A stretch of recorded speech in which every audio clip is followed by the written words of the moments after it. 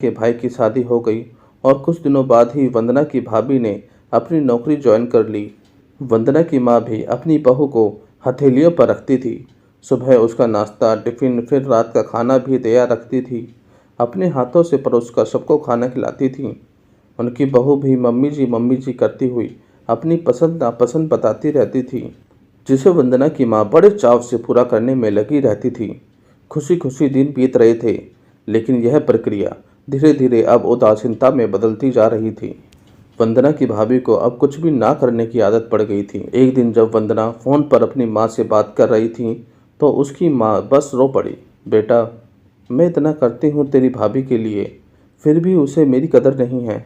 अरे मेरी दी हुई छूट अब मुझ पर ही भारी पड़ रही है। क्या हुआ माँ, आप ऐसे क्यों बोल रही हैं?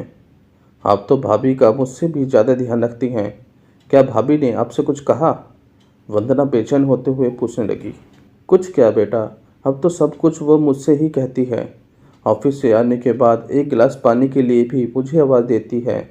नाश्ते में थोड़ी देर हो जाए तो मदद करने की बजाय गुस्सा होकर यूं ही बिना खाए चली जाती है। आखिर मेरा भी तो कुछ आत्मसम्मान है या नहीं? मैं तो उसके लिए बस काम वाली बनकर रह गई हूँ। माँ, ये तो बहुत गलत बात है।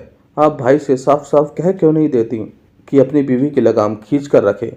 आप माँ हैं, कोई नौकरानी नहीं। भाभी नौकरी करती हैं, इसका मतलब यह नहीं कि आप पर हुक्म चलाएंगी। गरजते हुए वंदना बोली। किस मुंह से कहूँ बेटा? पहले तो खुद मैंने ही आगे बढ़कर कुल्हाड़ी पर अपना पैर दे मारा, फिर शिकायत किससे करूँ? तेरे पापा ने तो कहा भी था कि बहू को ज़्यादा छूट दोगी तो बाद में पछताओगी, लेकिन मैं ही बड़ाई की भूखी थी जो अपनी बहू को सर पर चढ़ा लिया। एक बात कहूँ बेटा, तू चाहे अपनी सास को कुछ भी कहे, लेकिन समधन जी का यह फैसला सही था कि वो बहू को रोटियां बनाकर नहीं खिलाएंगी।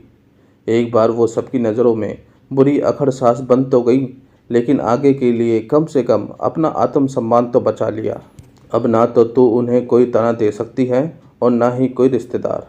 काश मैंने भी शुरू से ही ये घर गृहस्थी की पूरी जिम्मेदारी अपने सिर पर लेने से इनकार कर दिया होता तो आज मेरा यह हाल ना होता। माँ की बातें सुनकर वंदना निःशब्द हो गई। भारी मन से उसने फ़ोन रख दिया। बाहर हॉल में आकर देखा तो सास ससुर आराम से बैठकर बातें कर रहे थे। बात करते करते उसकी सास अपने नाखूनों पर नेल पॉइंट लगा रही थी। अब बुढ़ापे में ये फैशन करके किसे दिखाओगी?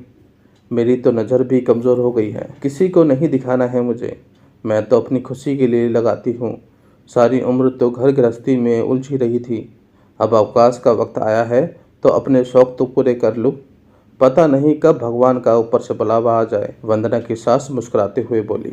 पता नहीं आज क्यों वंदना अपनी सास की बातें सुनकर चिढ़ नहीं रही थी, बल्कि वो भी मुस्कुरा उठी। सही तो कह रही हैं मम्मी जी, एक गृहिणी को अपने लिए वक्त ही कब मिलता है।